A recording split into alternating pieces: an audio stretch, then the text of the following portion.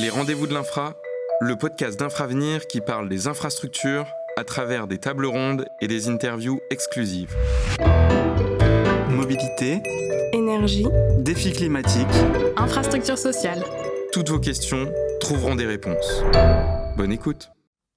Suite à un problème technique, nous vous prions de nous excuser pour la qualité de l'enregistrement.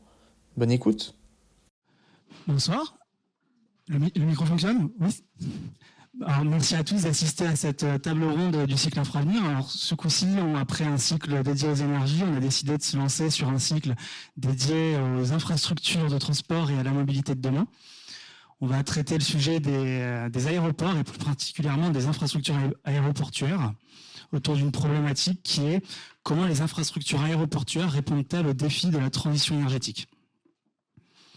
Donc pour faire suite, comme je le disais, à ce cycle dédié au secteur de l'énergie, on a voulu nous intéresser au transport qui est le second secteur le plus émetteur de CO2. Donc pour donner quelques chiffres, pour illustrer un peu les pourcentages d'émissions de CO2, le secteur des énergies participe à hauteur de 42% des émissions, quand le transport représente quand même 22% selon l'IEA en 2020.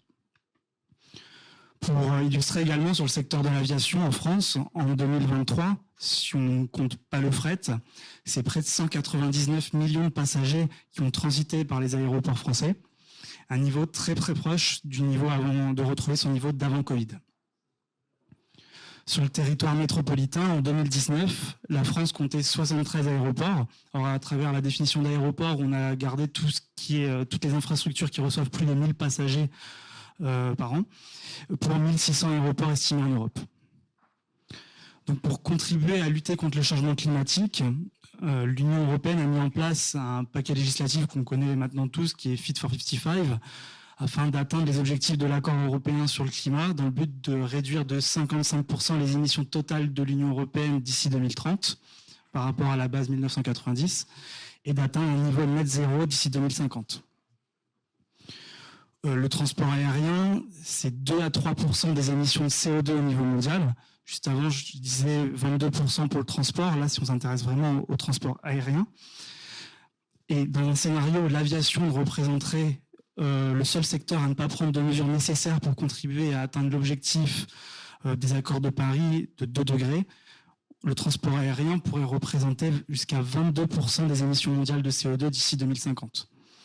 Donc, dans ce contexte, il faut que le transport aérien puisse prendre toute sa part dans la lutte contre le changement climatique en mobilisant l'ensemble de la chaîne de valeur. Donc, investir pour accélérer la transition énergétique des activités aéroportuaires et pour préparer les infrastructures des aéroports à l'avion vert de demain apparaît finalement comme une nécessité. Penchons-nous sur les émissions CO2 d'une infrastructure aéroportuaire. Nous pouvons distinguer 3 scopes. Les émissions directes liées à sa combustion d'énergie fossile, c'est ce qu'on appelle le scope 1. Les émissions directes liées à la consommation d'électricité sur le site également, le scope 2. Et les émissions indirectes, en amont comme en aval, le scope 3. L'enjeu de la décarbonation d'une infrastructure aéroportuaire nécessite de travailler simultanément plusieurs thématiques. Nous pouvons citer par exemple la décarbonation des engins et véhicules de piste, mais aussi tout ce qui est en lien avec le stockage et l'énergie renouvelable également sur le site aéroportuaire. Pour suivre les émissions, une accréditation internationale a été mise en place. Il s'agit de l'Airport Carbon Accreditation, ACA, qui est un programme mondial de gestion du carbone qui évalue et reconnaît de manière indépendante les efforts d'un aéroport pour gérer et limiter les émissions de CO2.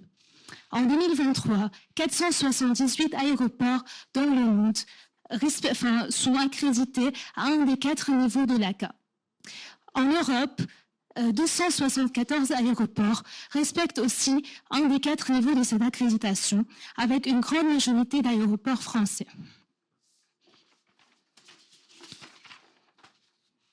Au travers de nos échanges, nous verrons quels sont les leviers de décarbonation et les changements qu'ils engendrent pour les différents acteurs, qu'ils soient investisseurs, opérateurs ou constructeurs. Nous avons l'immense plaisir ce soir d'accueillir 3 intervenants d'exception qui ont accepté de partager leur expérience sur ces 3 thématiques. Donc, je vous laisse la parole pour vous présenter dans un premier temps. Bonsoir à tous, je m'appelle Édouard Bertagna, je suis Senior Investor Manager dans l'équipe infrastructure d'Ardian. Donc ça fait un petit peu plus de 8 ans que je travaille chez Ardian, particulièrement sur les sujets aéroportuaires, et j'avais notamment co-lidé une étude en 2022 qui s'appelle The Fight for Net Zero Aviation, où justement on mettait en avant et les enjeux de décarbonation de l'aviation et derrière l'ensemble des actions qui devaient être menées pour pouvoir le réussir. Bonsoir à toutes et à tous. D'abord, je suis ravi d'être avec vous ce soir. Ça me rajeunit un peu. Je voudrais aussi remercier Kaline, Benjamin et Infravenir de m'avoir invité à vous parler des aéroports. Donc, je suis Philippe Rébassa. J'ai le plaisir de présider le directoire de l'aéroport de Toulouse. Je suis aussi le directeur aéroport d'Eiffage Concessions. Et à ce titre, je préside le conseil d'administration de l'aéroport de Lille. Bonsoir à toutes et à tous. Merci Infravenir pour nous avoir invités. Ravi d'être avec vous là ce soir. Donc Thomas Le Bonhomme, je suis responsable de la stratégie énergétique du groupe ADP. Donc ma mission au sein de ce groupe, c'est développer les énergies renouvelables bas carbone pour répondre à nos objectifs climatiques, voir également de quelle manière on peut mieux consommer, mieux maîtriser ces nouvelles énergies sur nos plateformes aéroportuaires. Nous pouvons entendre la partie question. Effectivement, commençons à rentrer dans le vif du sujet. On va commencer par une question pour vous, Thomas. C'est intéressant de vous illustrer ADP. Justement, il mène une politique de décarbonation ambitieuse sur l'ensemble de ces plateformes aéroportuaires qui sont en ligne avec la SBTI, alors l'acronyme Science Based Target Initiative. Je vais expliquer un peu ce que c'est. Créé en 2015, du coup, lors de la COP21, l'objectif, c'est de piloter une action climatique ambitieuse en faisant de la transition vers une économie bas carbone un avantage compétitif pour les entreprises. Le groupe vise à atteindre le net zéro pour les scopes 1 et 2 dès 2035 et le net zéro pour le scope 3 en 2050. Est-ce que vous pourriez nous parler des ambitions énergétiques du groupe ADP et les actions menées pour atteindre ces objectifs ? Oui, tout à fait. Donc, il faut bien comprendre de là où on vient. On est sorti de la crise Covid en 2021, 2022, où nos aéroports, je suppose également Toulouse, qui a été partiellement fermé, je ne sais pas, qui a été fermé. Donc, historiquement, on avait plutôt un modèle aéroportuaire où on se croyait totalement durable, où contre vents et marées, on avait un modèle qui était totalement durable. Donc, la crise Covid a aboli certaines certitudes et donc à partir de là, on a défini notre feuille de route stratégique Pioneers 2025. Où notre raison d'être, c'est de vouloir développer un modèle aéroportuaire qui soit beaucoup plus durable. Donc à partir de là, on a défini des objectifs de transition environnementale et dedans il y a également de la transition énergétique où on a pris, donc on a déposé justement auprès du SBTI des engagements à atteindre le net zéro, aussi bien sur le scope 1 et 2 que sur le scope 3, donc là qui est beaucoup plus engageant. Aussi bien sur des objectifs court terme d'ici 2030-2035, mais également à horizon 2050 pour notre scope 3. Quand on parle de net zéro, c'est réduire de moins 90% nos émissions de CO2 par rapport à 2019, sans compensation carbone. Où, classiquement, beaucoup d'entreprises parlent de neutralité carbone. Donc là, nous, aujourd'hui, on parle vraiment de zéro émission nette, de diminuer nos émissions sans compensation. Pour ce faire, déjà au niveau des ordres de grandeur, aujourd'hui on consomme à peu près 600 gigawattheures d'énergie sur nos plateformes, à peu près 400 gigawattheures d'électricité, et ça représente à peu près la consommation du premier arrondissement de Paris. Donc on est une grosse ville, on est des grosses villes. Sur notre scope 1-2, ça représente 50 000 tonnes de CO2. Notre scope 3, ça représente dans le cycle LTO, donc Landing Take-Off jusqu'à 3000 pieds, ça représente 2 millions de tonnes. Et sur le scope 3, en prenant en compte la demi-croisière, on est sur 11 millions de tonnes. pour resituer un peu les ordres de grandeur. Donc là, tout de suite, on sent bien que, bien évidemment, ça va être beaucoup plus facile de pouvoir décarboner le scope 1, scope 2, et que le gros des efforts, comme vous le savez, ça va être sur le scope 3. Déjà, sur le scope 1, nous, les actions qu'on mène, c'est essentiellement pour décarboner nos centrales à gaz. Ça fait déjà depuis plusieurs années qu'on mène des actions de décarbonation. On a déjà une géothermie profonde à 1800 mètres de profondeur à Orly. On récupère la chaleur fatale de l'incinérateur de Rungis. On a des chaudières biomasse à CDG et également on va développer une géothermie profonde d'ici 2026 à CDG et on réfléchit justement comment on réussir à décarboner complètement ces centrales à gaz à horizon 2035. Et déjà dès l'année dernière, on a réfléchi quel était notre positionnement, nous, à ADP, par rapport à ces vecteurs énergétiques. Et là également, c'est un peu un chamboulement par rapport à la période avant Covid, où maintenant on s'inscrit beaucoup plus dans un ancrage territorial, où on travaille avec les acteurs de notre territoire, les EPT, les communautés d'agglomération, pour co-développer les nouvelles énergies. Par exemple, on mène actuellement une concertation en 2035, où on souhaite développer un méthaniseur sur la plateforme d'Orly, pour valoriser, produire du biogaz avec l'arrivée qui est l'incinérateur de Rungis, le marché international de Rungis et nos propres déchets. Donc c'est grâce à la mutualisation de nos besoins, de nos objectifs, de nos enjeux avec les territoires, avec les entreprises, qu'on peut réussir à développer les nouvelles infrastructures nécessaires pour développer ces nouvelles énergies.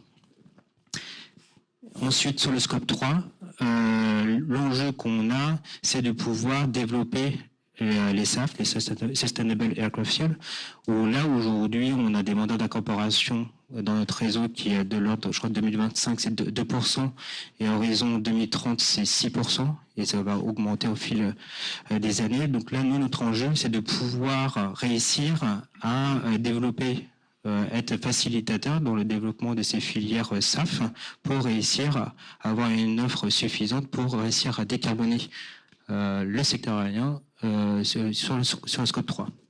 Je ne sais pas si je suis trop long ou si je continue. C'est super intéressant ce que vous avez présenté et on voit justement que les ambitions d'ADP sont assez élevées sur tout ce qui concerne la décarbonation. Est-ce qu'on peut aussi avoir le point de vue peut-être de l'aéroport de Toulouse sur les ambitions que vous avez et les solutions que comment vous vous positionnez par rapport à ces ambitions? Alors, on y reviendra en détail, je crois, pour une question prochaine. Mais ce que peut-être que j'aimerais partager avec vous, c'est que le transport aérien et les aéroports ont une image qui a fortement évolué ces 5-6 dernières années. Si on se replace 15 ans en arrière, en 2010, on prenait l'avion avec une vague conscience des enjeux environnementaux. Tu as évoqué, Kaline, tout à l'heure, le programme ACA, Airport Carbon Accreditation. Bon, mon anglais est un peu plus basique que le tien. Donc c'est dès 2009 que l'Association internationale des aéroports a décidé de s'engager de manière volontariste pour décarboner la filière.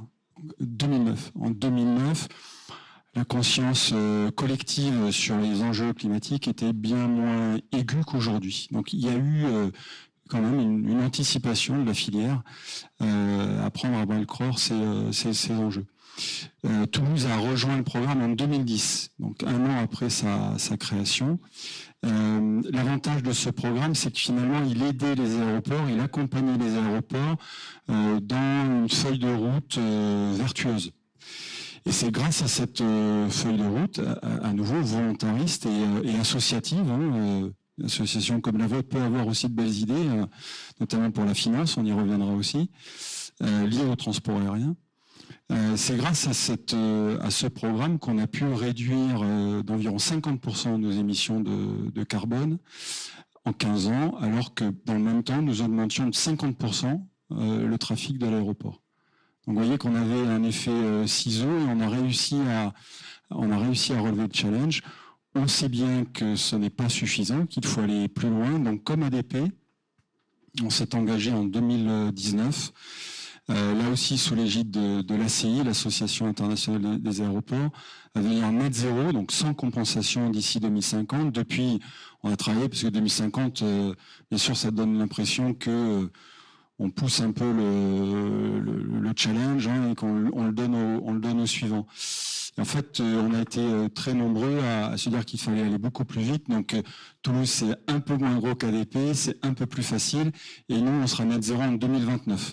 À nouveau, je reviendrai sur la manière et les leviers qu'on actionne pour devenir net zéro dans 5 ans. Alors pourquoi aussi vite? Parce que justement, on a derrière nous 15 ans de travail, de choix, d'efforts qui nous ont permis d'être finalement non pas devant une feuille blanche pour dire en 5 ans on part de la feuille blanche et on arrive au net zéro, mais simplement de continuer à faire avancer nos programmes et de décarbonation, d'abord par la sobriété énergétique.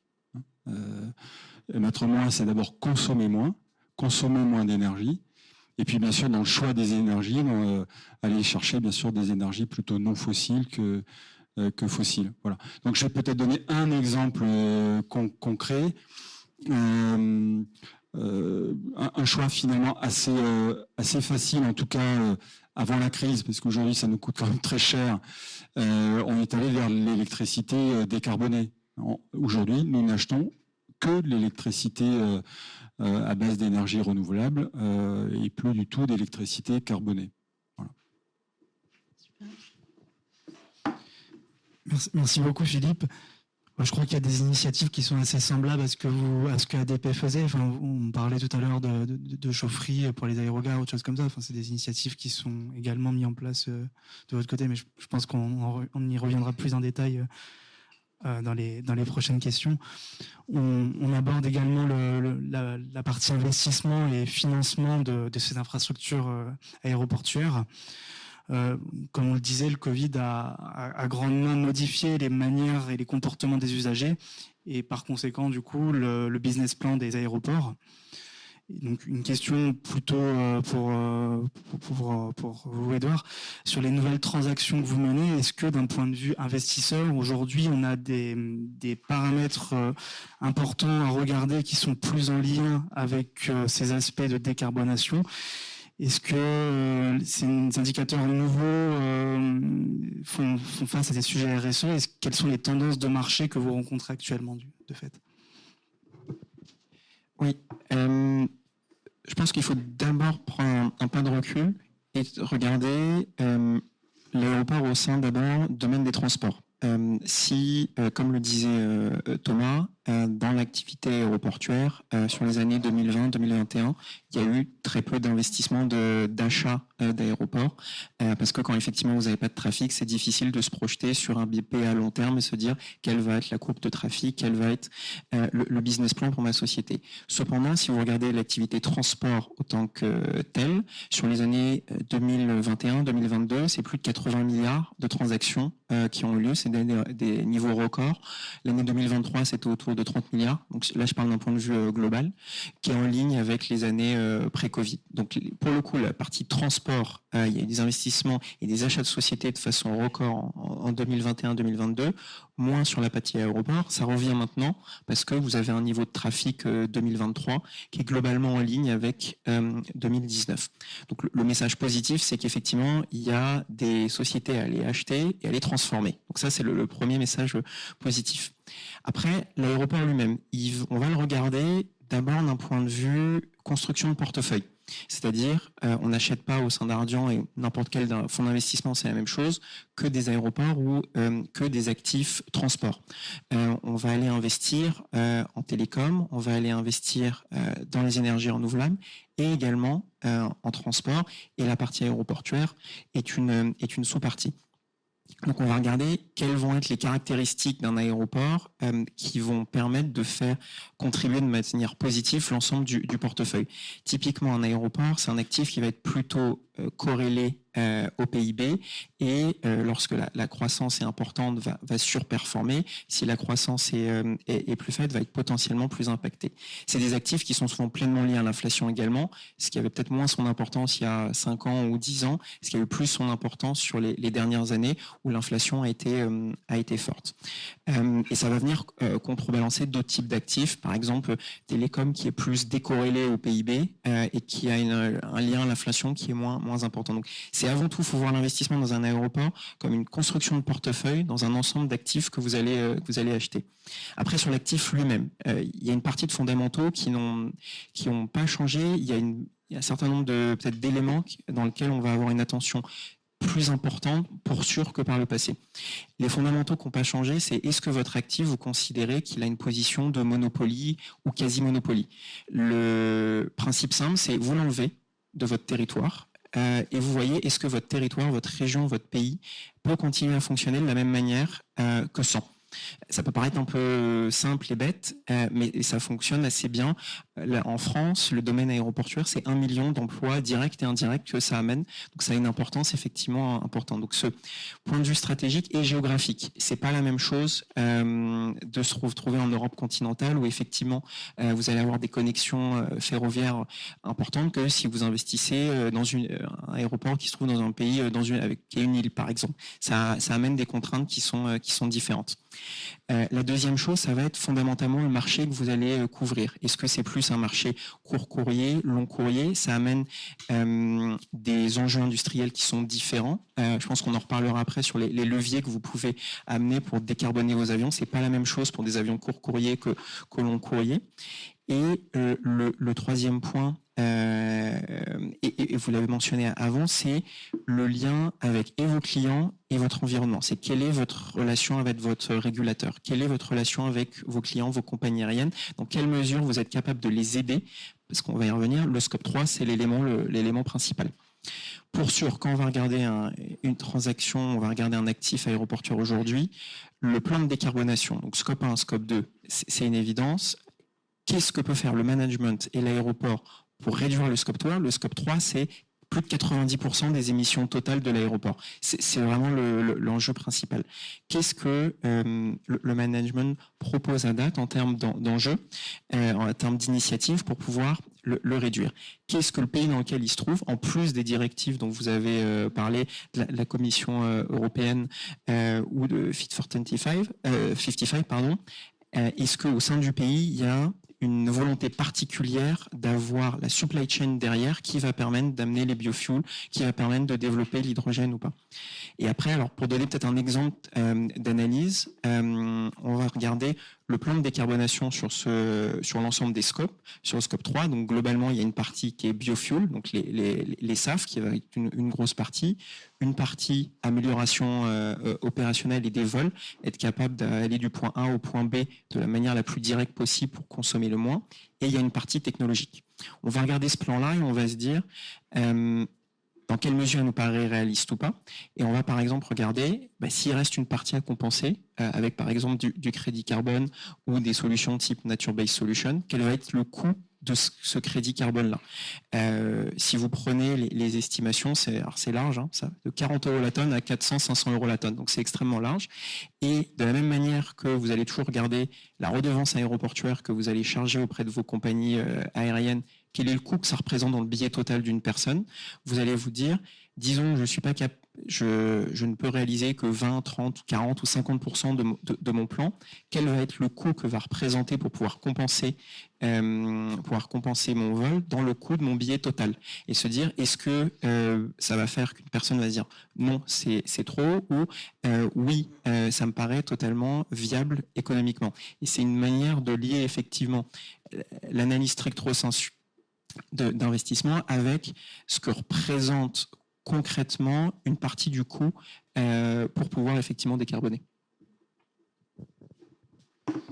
Merci beaucoup, Edouard. Est-ce que vous voulez peut-être rebondir, Philippe, Thomas, sur...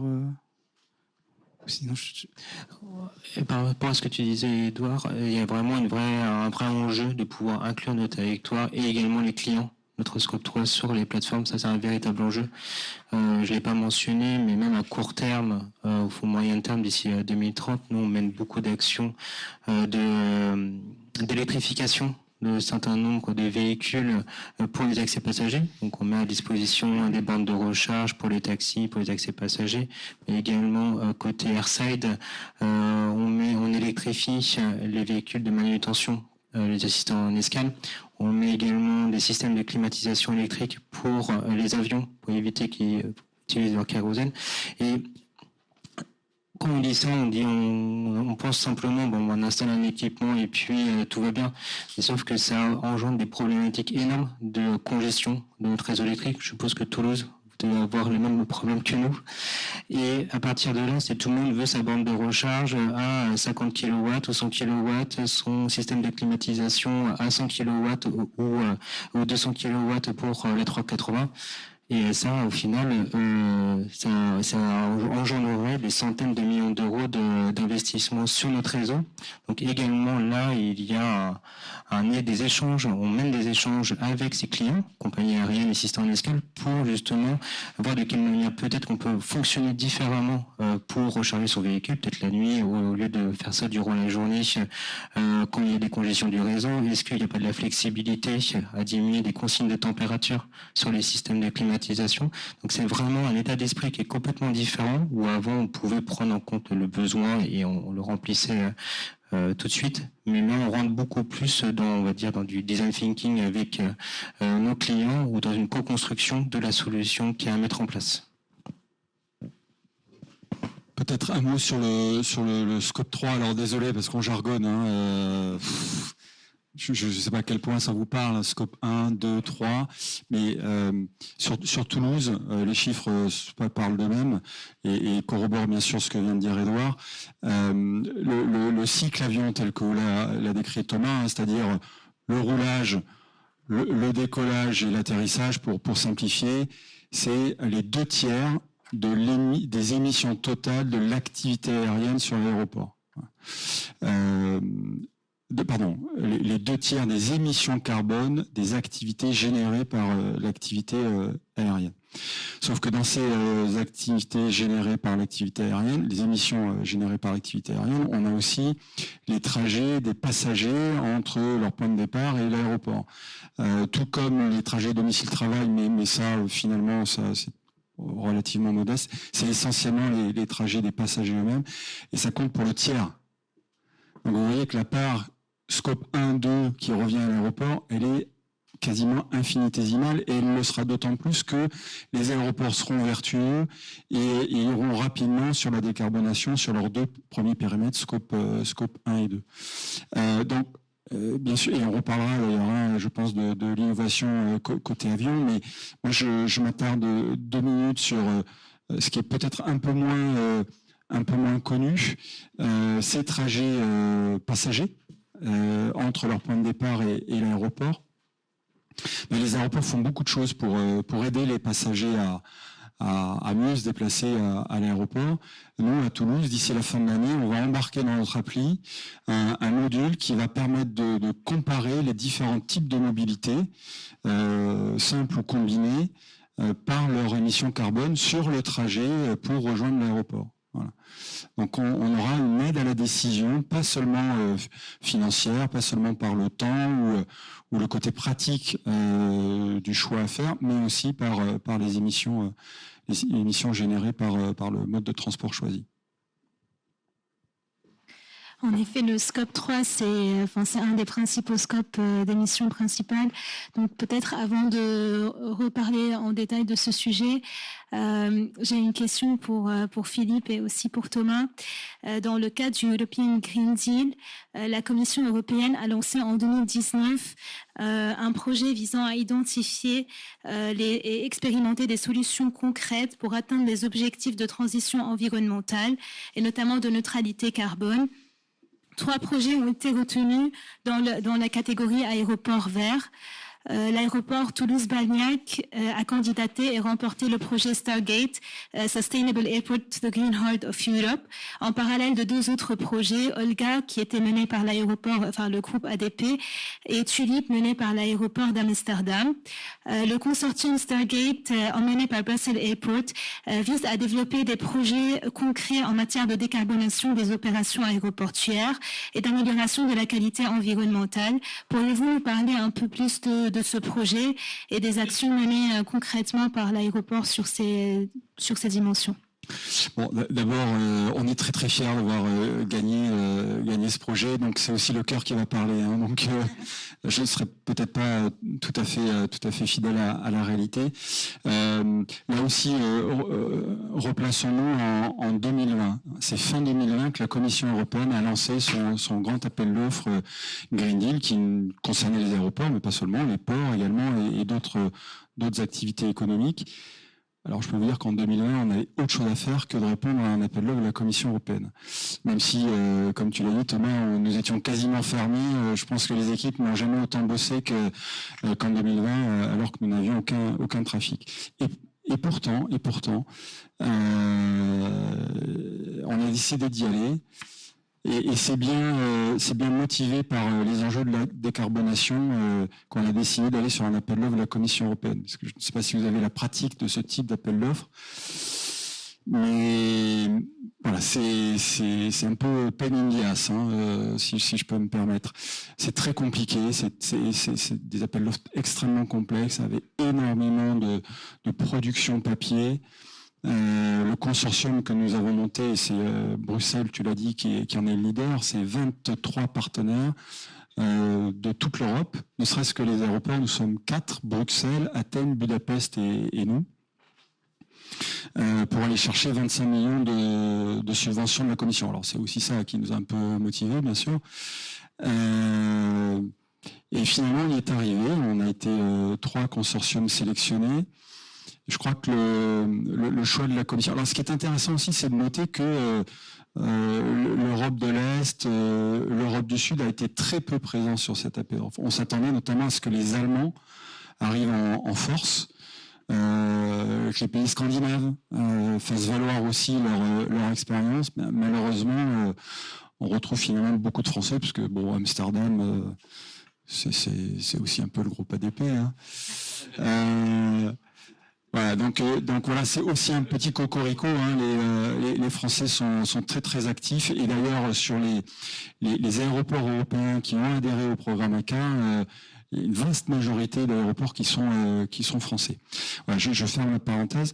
Alors dans ce projet Stargate, on a des objectifs très simples. C'est d'abord de faire le moins de papier possible, puisque là aussi, on fait beaucoup de papier pour être candidat, pour remettre une offre à la Commission.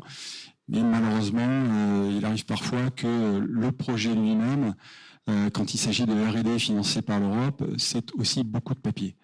Et ça ne m'intéressait pas. Nous, les aéroports, on a plutôt les pieds ancrés dans le sol, hein, même si on regarde en l'air, on est un peu des cutéreux, et on cherche du concret. Et la Commission a accepté de financer des expérimentations, financer de nouveaux matériels, voilà, des avancées concrètes sur 5 ans. C'est aussi ça qui nous a décidé à y aller. Alors quelques exemples. Bruxelles, donc, qui est le leader, a tout de suite dit, nous, on va partir sur les carburants d'aviation durable. Et pour produire des carburants d'aviation durable, on a quelque chose qui est très commun en Belgique, c'est l'huile de friture. Donc on va faire du carburant à partir d'huile de cuisson. Voilà, il n'y a pas forcément de friture, de cuisson. Nous, on n'y connaissait rien sur les carburants d'aviation durable.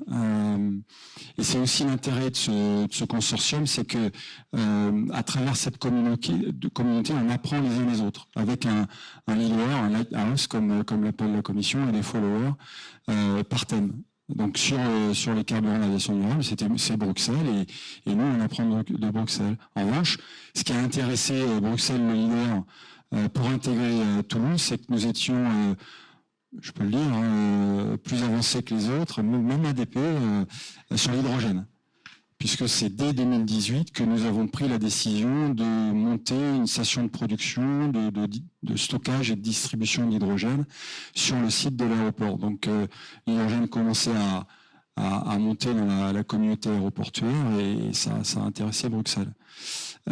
Athènes, j'imagine que vous le devinerez facilement, c'est le photovoltaïque. Budapest s'est positionné plutôt sur le recyclage des déchets, parce que ce n'est pas que de la décarbonation, c'est aussi finalement tous les axes qui permettent d'améliorer le rôle et le positionnement de l'aéroport dans le cycle de vie de l'activité et des produits et des services. Finalement, aujourd'hui, Stargate, pour nous, c'est un petit peu le chapeau sous lequel on met toutes nos actions de décarbonation. Ça nous permet de le faire savoir, ça nous permet de partager notre expérience et, comme je l'ai dit, de récupérer d'autres expériences. Et c'est la raison pour laquelle, même si en début de projet, nous ne connaissions rien en carburant d'aviation durable, aujourd'hui, depuis le mois de mars, nous sommes le premier aéroport régional en France à mettre à disposition des compagnies aériennes, non pas 2% de CAD dans nos cuves, mais 4%. Et ça, c'est une première, et on devance et on va plus vite que les mandats européens. Là aussi, vous le voyez, c'est opérationnel, c'est du concret. Autre exemple, on a fait valoir ADP fait de la géothermie, nous on fait aussi de la biomasse, la production de chaleur à partir de la biomasse, avec une centrale biomasse qui est installée chez nous, opérée par bien sûr des gens dont c'est le métier, Veolia en l'occurrence. On chauffe les 3/4 de notre aérogare. Nous n'avons qu'une aérogare, 4 halls, mais 3 des 4 halls sont déjà chauffés à la biomasse. Voilà. Autre exemple, je vais m'arrêter parce que la liste peut être longue. Nous avons ouvert en septembre dernier, je reviens à ce qu'on disait tout à l'heure sur le scope 3, une station de recharge pour véhicules électriques ultra rapide. Et là aussi, c'est une première en France sur un aéroport. Voilà, on a une douzaine de bornes, de points de recharge, pardon. On l'a développé avec un partenaire, une start-up française qui s'appelle Electra, très, très dynamique, qui est en train, je l'espère, de s'installer aussi à Lille bientôt. Et là, on est bien dans l'idée d'inciter ou de favoriser l'utilisation de véhicules électriques. Alors bien sûr pour nos passagers qui viennent en voiture, mais aussi pour les taxis, pour les loueurs, pour finalement toute la communauté. Et je reviens à ce que disait Édouard tout à l'heure. C'est aussi notre insertion dans le territoire qui est un enjeu. C'est que non seulement, bien sûr, on est plus vertueux dans l'exercice de notre activité, mais on sert de plus en plus largement au territoire et à la décarbonation du territoire. Est-ce que vous souhaitez rajouter quelques éléments sur Olga peut-être ? Il y a quelques particularités d'Olga. Je reprends les mots de Philippe. Pour nous, ce qu'on souhaitait, c'est vraiment d'avoir des projets concrets. On sortait de la période de Covid et on voulait avancer sur des projets concrets, et pas que sur les aspects de la décarbonation, vraiment sur la transition environnementale au sens large. Il y a des projets de décarbonation qu'on a, mais également des projets sur l'économie circulaire. Par exemple, développer des systèmes de consignes dans les aéroports pour éviter tout ce qui est déchets. Également sur la biodiversité. Je pense que c'est comme à Toulouse, où on a une richesse incroyable de biodiversité sur nos prairies qui n'est pas connue, qui mériterait justement être beaucoup plus connue auprès de nos concitoyens. C'est comment développer le zéro phyto justement sur nos prairies, là avec des systèmes de robots ou de drones justement qui permettent de pouvoir éviter d'utiliser des phytosanitaires justement pour dans nos prairies. Également après sur les aspects un peu de décarbonation, il y a comment on peut observer de mettre en place des taxibots électriques et autonomes pour les avions. Donc ça c'est les petits gros véhicules quand même au niveau des avions qui permettent de pouvoir les tracter, sans que les avions utilisent leur moteur, et après de pouvoir tester ce type de système. Donc nous, ce qu'on a souhaité mettre en place à travers l'ensemble de ces projets partenaires dans le cadre d'Olgar, donc il y a 4 aéroports, CDG qui est leader avec Milan, Zagreb et Cluj. Il y a un écosystème industriel également assez fort, donc on est en tout plus d'une quarantaine de partenaires. Il y a des industriels type Engie, il y a aussi des bureaux d'études qui nous accompagnent. Et nous, ce qu'on a souhaité à travers ces différents projets vraiment transverses au niveau de l'environnement, c'est que ça touche l'ensemble de notre chaîne de valeur, que ce soit sur la partie accès passager, airside, et également que ce soit réplicable dans d'autres aéroports. Il ne faut pas avoir juste une solution qui soit applicable à CDG ou à un aéroport. Nous, groupe ADP, on est présent à travers 28 aéroports dans le monde. Donc si on arrive à avoir des solutions qui soient réplicables chez nous et chez les autres, là on aura tout gagné. Merci beaucoup. Nous revenons sur ce fameux scope 3. Je pense que vous avez bien compris, c'est les émissions indirectes. Donc il y a plusieurs, les aéroports ils peuvent travailler sur ces leviers, mais il y a aussi beaucoup de leviers incitatifs pour que les compagnies aériennes, les passagers et les prestataires participent aussi à la réduction de ce scope. Ma question, c'est plutôt pour les investisseurs. Comment vous participez à la réduction de ce scope? Est-ce que vous avez des activités, vous menez des activités spécifiques dessus? Est-ce que vous pouvez nous en parler un peu? Oui, bien sûr. J'évoquais tout à l'heure d'un point de vue économique la vision de construction de portefeuille. Qu'est-ce que pouvait amener un aéroport dans un portefeuille global? C'est la même chose pour les émissions carbone, c'est-à-dire on va regarder sur l'ensemble de nos actifs quel va être l'apport négatif malheureusement en carbone amené par les aéroports. Et donc, vous pouvez vous en douter, en portefeuille, vous mettez des tours de télécommunications, des data centers, des énergies renouvelables, parce qu'on investit énormément dans les énergies renouvelables. On a plus de 8 gigawatts en énergie renouvelable à travers le monde et des aéroports. La partie des émissions carbone des aéroports représente une partie majeure dans l'ensemble du portefeuille.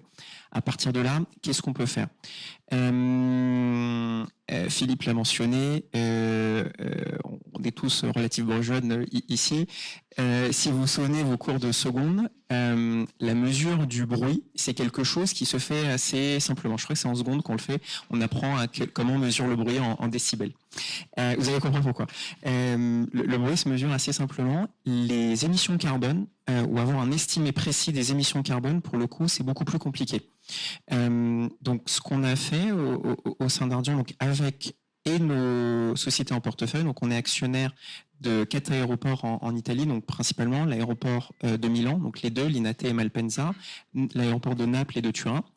Donc avec le management de ces aéroports et des data scientists dans l'équipe, on a développé un outil à partir de 2019 qui s'appelle Air Carbone, qui permet en temps réel d'estimer les émissions carbone de l'ensemble des avions au roulage, au décollage et en croisière qui arrivent ou qui partent de notre aéroport. Pourquoi c'est extrêmement important? C'est parce que avant de pouvoir, comme tu le disais, Kaline, donner ou aider à un certain nombre d'initiatives ou d'aides, il faut être capable de mesurer précisément pour telle ou telle compagnie aérienne, pour tel ou tel avion, les émissions carbone qui y sont associées. Cet outil il est déployé donc à Milan, à Linate et Malpensa, à Naples, à Turin, et également dans un aéroport qui ne fait pas du tout partie de notre portefeuille, qui est l'aéroport de Keflavik, qui est l'aéroport international d'Islande. Donc on est Thomas le mentionnait, c'est important de développer, quand vous développez des outils ou des solutions, que ça soit réplicable, pas seulement, et que ça soit pas simplement un one-off que vous allez pouvoir faire une seule fois, mais que ça soit réplicable de façon industrielle et à une échelle importante.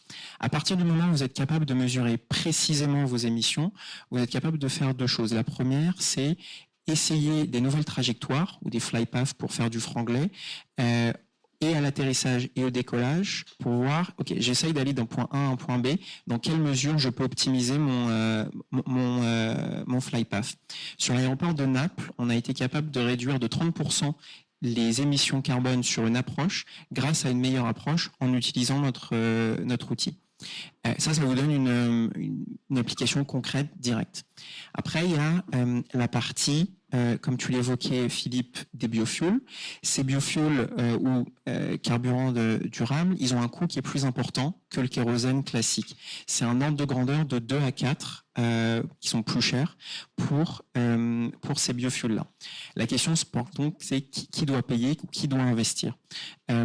Sur l'aéroport de Milan, donc sur les 2 aéroports de Milan, on a mis en place un système d'incentive. Donc, à partir du moment où vous allez avoir un avion qui est moins bruyant et donc on est capable de mesurer qu'il est aussi moins émetteur en termes de CO2, vous allez avoir un rabais sur votre redevance aéroportuaire. Ce qui va inciter votre client, la compagnie aérienne, à aller investir parce qu'il y a un coût moindre pour elle pour aller utiliser ces biocarburants. J'utilise un autre actif qui est le plus grand aéroport en Europe, qui est l'aéroport d'Heathrow. Rien que sur l'année 2024, ils ont mis en place un système où il y a plus de 71 millions de pounds. C'est des sommes qui sont extrêmement importantes, qui vont être utilisées pour payer la moitié du surcoût sur ces SAF, ce qui est extrêmement important. Et après, vous avez également au niveau de la partie dette, peut-être qu'il y en a certains d'entre vous qui sont banquiers ici ou qui sont prêteurs. Si vous regardez, il y a 5 ans, 6 ans, vous commenciez à avoir des variations sur votre marge en fonction de est-ce que vous réduisiez votre scope 1 ou 2. Ça fait 12 mois, 18 mois que vous commencez à avoir le même type de système, mais sur le scope 3. J'en viens à mon point initial. Pourquoi c'est important d'être capable de le mesurer? Parce que vous pouvez en bénéficier. Donc, je vais donner 2 exemples. Vous avez l'aéroport de Rome, qui est le premier aéroport italien, qui a mis en place l'année dernière une obligation de 400 millions. Donc, c'est des sommes qui sont importantes sur la réduction de son scope 3 en visant une réduction d'ici 2030 pour toute la partie au sol. Comme le disait Philippe, c'est une partie importante effectivement des émissions. L'aéroport d'Heathrow au mois de juillet aussi de l'année dernière a mis en place une obligation de 650 millions d'euros, c'est encore plus important, où ils visent que d'ici 2030, ils soient capables de réduire de 15% leurs émissions dans les airs. Donc pour le coup, là, c'est directement les avions. Et si c'est pas le cas, vous avez d'augmentation de marge. La conclusion, c'est que en mettant en place des outils, vous êtes capable de mesurer, de traquer vos émissions. Ça vous permet de mettre en place derrière 2 choses. Et en tant qu'investisseur de capitaux propres, d'equity, vous êtes capable de proposer des solutions pérennes avec vos clients qui sont les compagnies aériennes, mais aussi pour en reparler auprès des régulateurs aussi, parce que vous arrivez avec un outil qui fonctionne. Air Carbone est accrédité par l'ACA, donc vous avez tous parlé. Et également d'un point de vue prêteur, parce que eux, vous pouvez avoir des restrictions qui peuvent toucher les aéroports, mais à partir du moment où vous êtes capable de mettre en place des actions concrètes, mesurables sur votre actif, c'est également beaucoup plus simple pour un prêteur de pouvoir vous aider pour pouvoir financer votre décarbonation. Je vais m'arrêter là, je suis peut-être un peu long. Merci beaucoup, c'est super ce que vous nous avez expliqué. Est-ce que de votre côté, Philippe ou Thomas, vous avez j'imagine que vous avez aussi des investisseurs que vous rencontrez. Est-ce que vous voyez des contraintes particulières et comment vous voyez ces sujets plus globalement? J'anticipe un peu parce que tout à l'heure on dira que de contraintes on peut faire des opportunités, mais je voulais rebondir sur ce que disait Edouard pour le financement ESG. Alors là aussi, il semblerait qu'on soit les premiers en France, mais je vais arrêter de le dire. Vous allez croire qu'on est très prétentieux. Mais n'empêche que l'an dernier, on a signé un financement bancaire pour nos investissements sur 5 ans d'environ 150 millions d'euros, dont la moitié en refinancement, adossé à des critères ESG. Et comme l'a très bien expliqué Edouard, si on atteint les objectifs, on a un bonus sur le taux. Si on n'atteint pas, on a un malus. Voilà. On a 3 critères. 2 sur les 3 critères sont des critères décarbonation, un sur la K et un sur la réduction des émissions. Le 3e, je le mentionne, c'est hors sujet, mais c'est quand même intéressant parce que dans l'ESG, on voit comme plus largement que la décarbonation, c'est sur la sécurité au travail. Et donc, on va être d'une certaine manière objectiver aussi sur le taux d'accidents au travail dans l'entreprise. Et tout ça, bon, certes, c'est alors l'effet, il faut se dire les choses, hein, l'effet sur le coût de financement, il est quand même relativement modeste, que ce soit à la baisse ou à la hausse. Voilà, le bonus ou le malus, ça reste quand même assez limité.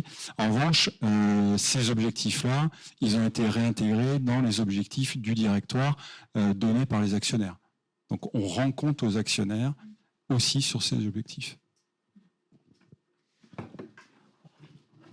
Également, sur le financement, je rajouterais que l'une de mes convictions, et c'est ce qu'on est en train de mener au groupe ADP, c'est d'avoir une réflexion partenariale avec les territoires, mais également avec les instituts bancaires, avec également des acteurs industriels pour co-développer des projets où on arrive à répondre aux enjeux de décarbonation du secteur aérien.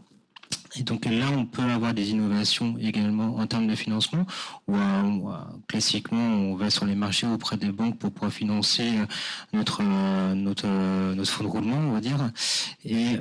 Mais cependant, par exemple, là, on souhaite développer du solaire. On a plus de 200 hectares, on souhaite développer du solaire. Et là, le modèle du solaire, ça s'appuie sur du financement sans recours, avec des modèles de sociétés de projet qui sont dérisqués. Donc, c'est quand même des modalités de financement qui sont, on va dire, entre guillemets, innovantes, qu'on peut, après, à mon avis, utiliser dans le développement de ces nouvelles infrastructures.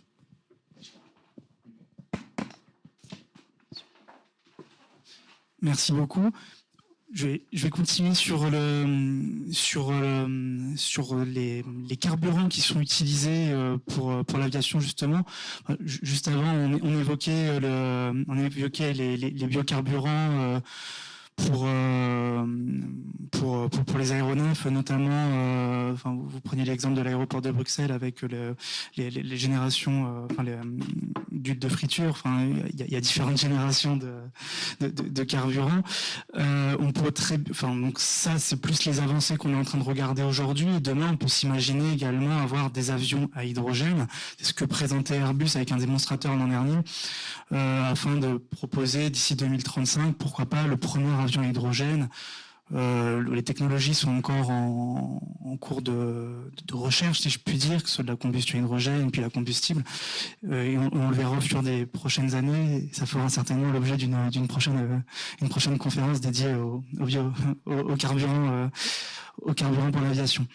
Là où je veux en venir, c'est que pour ce faire, les aéroports doivent se préparer pour pouvoir accueillir ces nouveaux aéronefs, et il doit y avoir des investissements qui doivent être conséquents à travers les réseaux de transport d'hydrogène, les stations de recharge, les zones de production décarbonées. On a Air Liquide et ADP qui avaient annoncé l'an dernier la création de Hydrogen Airport, la première co-entreprise d'ingénierie et de conseil spécialisée dans l'accompagnement des aéroports pour leurs projets d'intégration de l'hydrogène. Ce partenariat, il s'inscrivait dans le prolongement d'une initiative, d'un travail mené avec Airbus sur les études pour accompagner l'arrivée d'avions hydrogène dans une trentaine d'aéroports dans le monde. Est-ce qu'on peut détailler les mesures prises par ADP pour accueillir ces changements à venir dans les prochaines décennies, Thomas ? Oui, tout à fait. Donc, avec Air Liquide, on les avait consultés pour commencer un peu les travaux préparatoires de macro-design sur de quelle manière on pouvait développer les infrastructures hydrogène sur nos plateformes. Donc, ce que nous dit Airbus, c'est premier avion hydrogène court, moyen courrier, horizon 2035. Donc, 2035 pour un acteur aéroportuaire, c'est demain. Donc, c'est aujourd'hui qu'on réfléchit à quelle modalité justement de développement de ces infrastructures on doit mettre en place. Donc, comme vous le savez sûrement, c'est de l'hydrogène liquide qui serait avitaillé dans ces avions. Donc, il y a tout un système de compression justement de cet hydrogène gazeux qu'on doit mettre sous forme liquide. De quelle manière on assure la supply chain? Est-ce que c'est par des camions, par pipe qu'on vient ensuite avitailler ces avions? Est-ce qu'on produit ou non cet hydrogène sur la plateforme?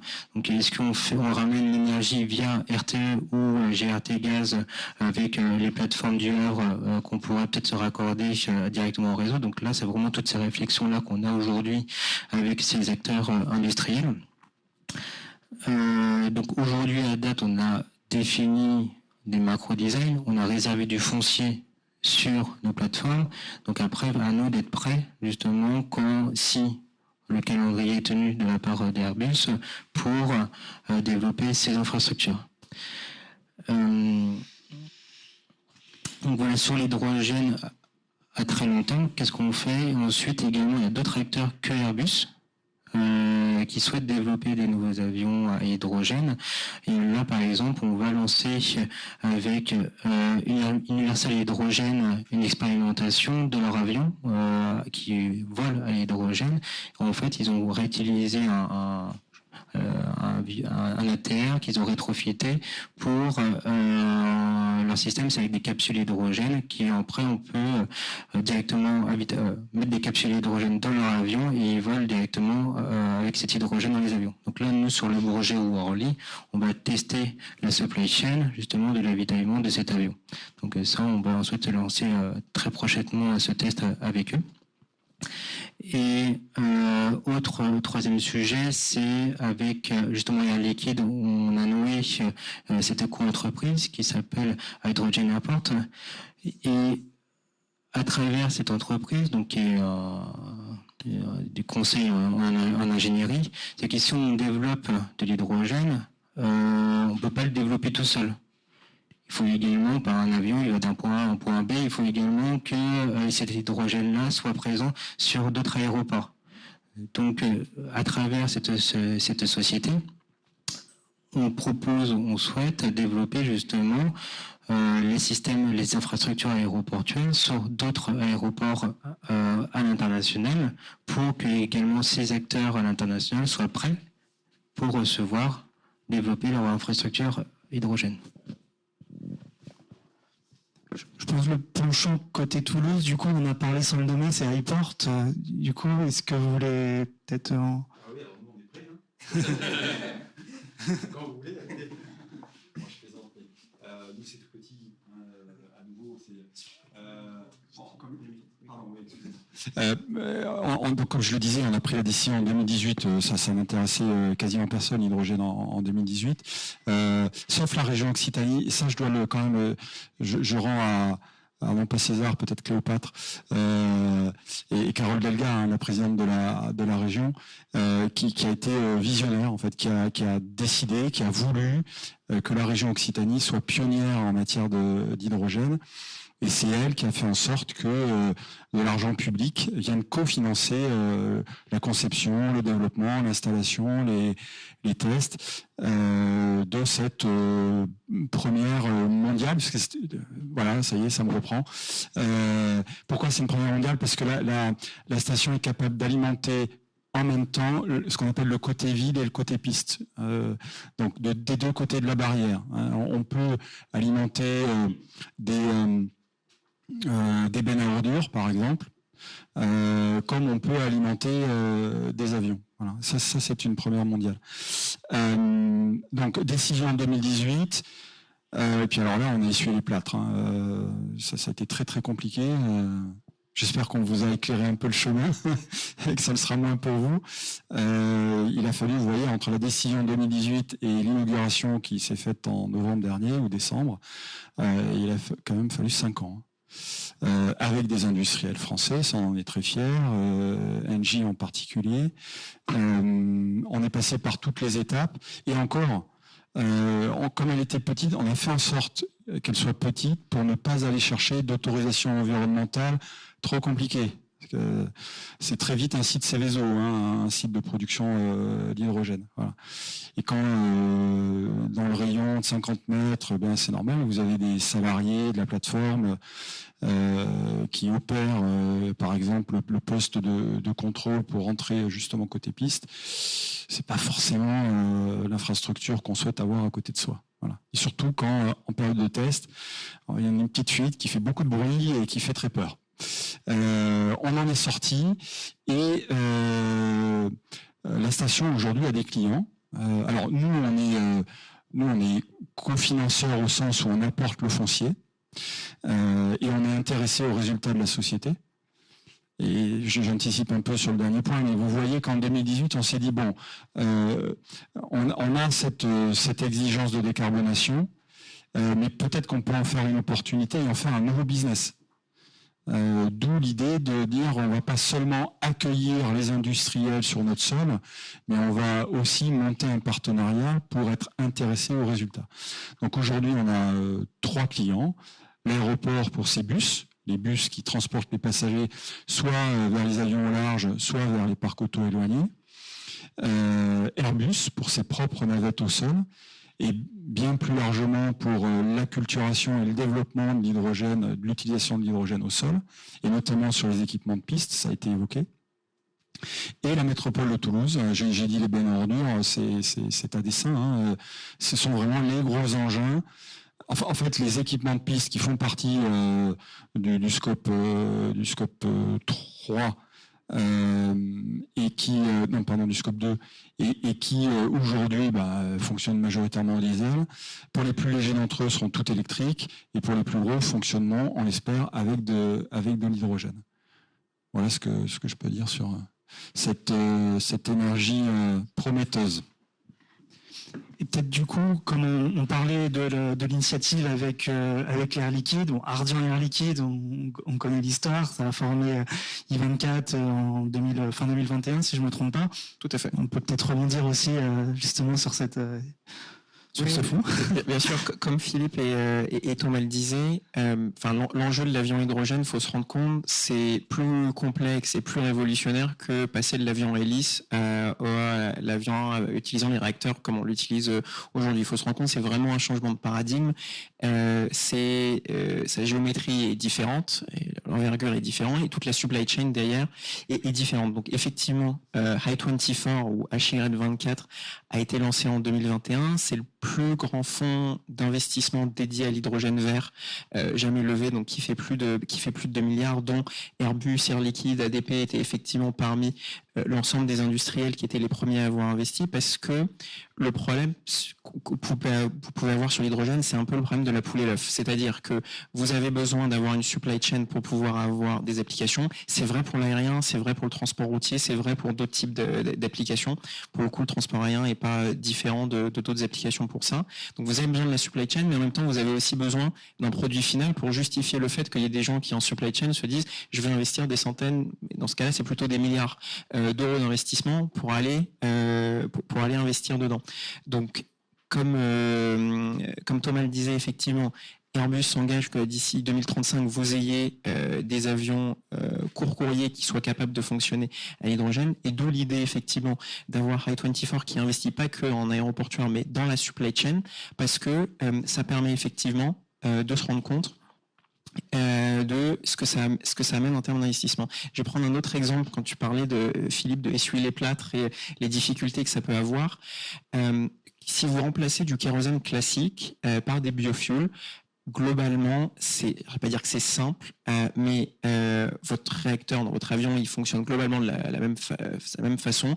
Le fuel, il rentre dans votre réacteur, la chambre de combustion, il n'y a pas trop besoin de la changer. Et vos pipelines qui arrivent au sein de l'aéroport, d'un point de vue physique, il n'y a pas vraiment de grande transformation à faire. Il y a des capex à faire, mais il n'y a pas de grande transformation à faire.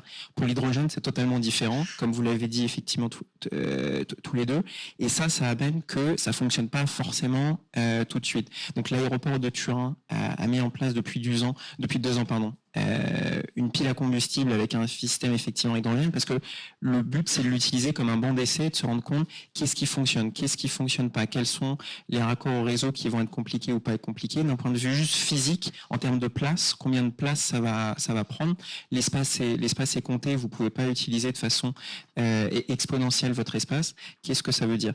Et c'est bien que l'ensemble de ces réflexions se fassent et que les capitaux soient investis dès maintenant. Parce que comme tu le disais Thomas, 2035 c'est demain en aviation, et on ne peut pas se retrouver dans un monde où vous avez un outil qui existe, potentiellement un type d'avion qui existe, et que vous ne soyez pas capable de l'avitailler. Pourquoi? Parce qu'en amont, l'ensemble des investissements n'auront pas été faits ou elles n'auront pas été testés au préalable. Donc, comme vous l'avez bien mentionné, ces transformations nécessitent aussi de répondre à beaucoup de transformations, de modifications, mais aussi c'est des contraintes. Et donc, quand on parle de contraintes, c'est aussi des opportunités. Donc, la transition vers des solutions, des sources d'énergie plus durables, vers l'hydrogène ou vers d'autres sources d'énergie également, nous permet aussi de raisonner ou d'imaginer les aéroports comme des producteurs d'énergie à terme. C'est notamment l'ambition de l'aéroport de Toulouse de se positionner comme acteur énergétique territorial. Donc, comment vous vous positionnez par rapport à cette problématique? Et puis, globalement, comment vous imaginez les aéroports de demain? Oui, alors dans cette réflexion un peu stratégique, on a dû quand même se rendre à l'évidence. L'image des aéroports dans une partie de l'opinion publique et dans certains médias est plutôt chahutée depuis quelques années. Notre valeur pour la société est assez largement questionnée.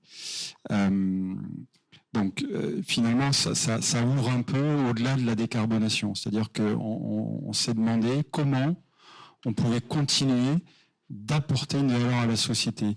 On l'a apporté pendant 70 ans pour permettre aux femmes et aux hommes de se rencontrer, de favoriser la paix, le développement mondial. Aujourd'hui, ça ne suffit pas. En tout cas, pour être accepté, à la fois en local. On pourrait aussi parler des nuisances sonores, mais on n'est pas non plus bien vu pour le bruit que l'activité aérienne génère en local. Donc autant en local qu'en global, il faut qu'on apporte plus que un service de facilitation pour le déplacement. Alors là, pour le coup, on n'a pas forcément été les premiers. Je pense qu'en France, c'est Augustin de Romanet, le patron d'ADP, qui a évoqué la vocation de hub énergétique pour les aéroports français. Voilà. Et moi, j'aime beaucoup ce mot parce que, alors bien sûr, il y a énergie, mais il y a le mot hub. Et le hub, c'est par nature la vocation de l'aéroport. On a toujours été un hub parce qu'on est au carrefour à la fois du sol et de l'air, des passagers et des avions, et puis ne serait-ce qu'à Toulouse, qui est un petit aéroport, 8 millions de passagers, c'est pas énorme.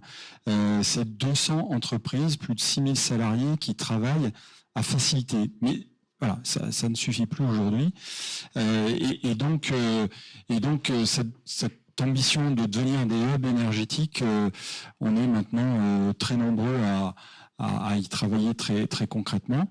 Comme je l'ai dit, ça a commencé finalement par la petite expérience d'IPOR, où on est partenaire, on va dire, de producteurs d'énergie et intéressé aux résultats.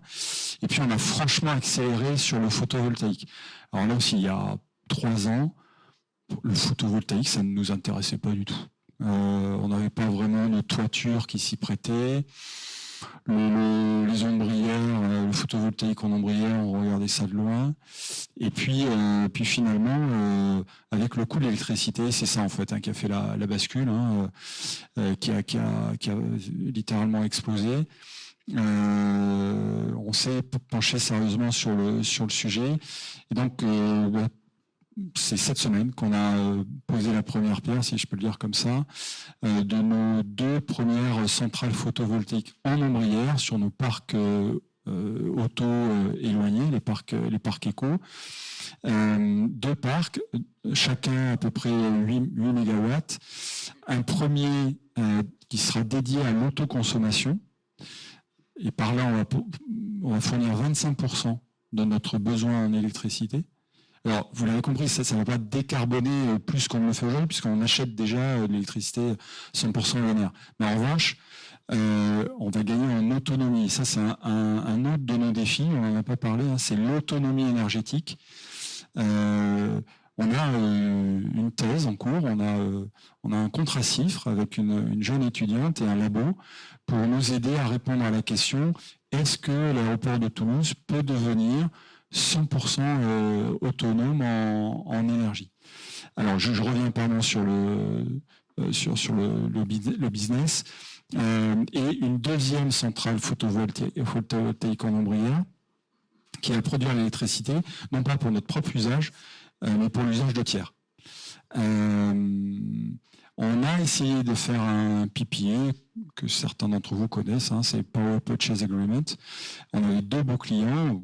Maintenant, je peux le dire, on est sorti de la confidentialité. C'était Airbus et Eiffage, deux beaux poids lourds qui avaient forcément de gros besoins d'électricité. Et malheureusement, la fiscalité européenne, début 2023, nous en a dissuadés. Voilà. Donc il y a aussi beaucoup à faire sur le plan réglementaire pour ne pas entraver ces projets-là. Donc on a dû se rabattre à répondre à un appel d'offres de la CRE, de la Commission de régulation de l'énergie. Bon, on a été lauréat, on est très content, le prix nous convient, et puis surtout c'est un contrat sécurisé sur 20 ans, ce qui n'aurait pas été le cas du PPA. PPA, 5 ans, peut-être 10 ans avec des clients amis, mais pas beaucoup plus. Voilà ce que je peux vous dire sur les projets, on va dire très concrets qui ont démarré. Puis on en a un autre gros, alors moins gros qu'ADP toujours, mais c'est pas 200, c'est 50 hectares. On va badigeonner, je vais le dire comme ça, badigeonner ce qu'on appelle les délaissés aéronautiques côté piste, c'est-à-dire que tout ce qui est entre les pistes et les taxiways, ces étendues herbeuses où on voit aujourd'hui beaucoup de lapins, et bien on mettra du photovoltaïque partout où on peut. Au sol, bien sûr, par ombrière. Et là, par contre, on a un gros potentiel. C'est l'appel d'offres la consultation est en cours, c'est entre 30 et 70 mégas selon les réponses qu'on a reçues. Mais là, ça commence à ressembler à quelque chose à l'échelle du territoire. Et l'idée, c'est ça, c'est que cette production-là, elle serve au territoire, avec des PPA, que ce soit avec des entreprises, et à Toulouse, on est quand même entouré d'entreprises qui consomment beaucoup d'électricité, ou des communes. Et je finirai sur le mode un peu, je dirais pas innovant, mais en tout cas nouveau pour nous. En gros, 50 mégas, 50 hectares, c'est à peu près 50 euros. On n'a pas les moyens pour investir en diversification d'activités cette somme-là. Donc, contrairement à ce qu'on a fait jusqu'ici, on ne sera pas l'actionnaire unique de cette SPV. On va chercher un partenaire, à la fois pour cofinancer, mais aussi qui a les compétences industrielles.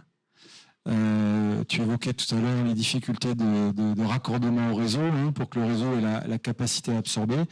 Donc, on sait qu'on a besoin d'un industriel solide pour discuter avec Enedis, pour déposer les dossiers d'autorisation, pour concevoir, installer, exploiter et maintenir la centrale. Voilà. Donc on se lance dans cette aventure, c'est une première pour nous et on y croit beaucoup. Et voilà, c'est déjà la fin de ce podcast. Merci de votre écoute. Si vous avez aimé, n'hésitez pas à mettre 5 étoiles et le partager autour de vous. Vous pouvez vous renseigner sur les prochains événements d'Infravenir et adhérer à notre association sur infravenir.com. Retrouvez-nous aussi sur notre page LinkedIn Infravenir. À bientôt.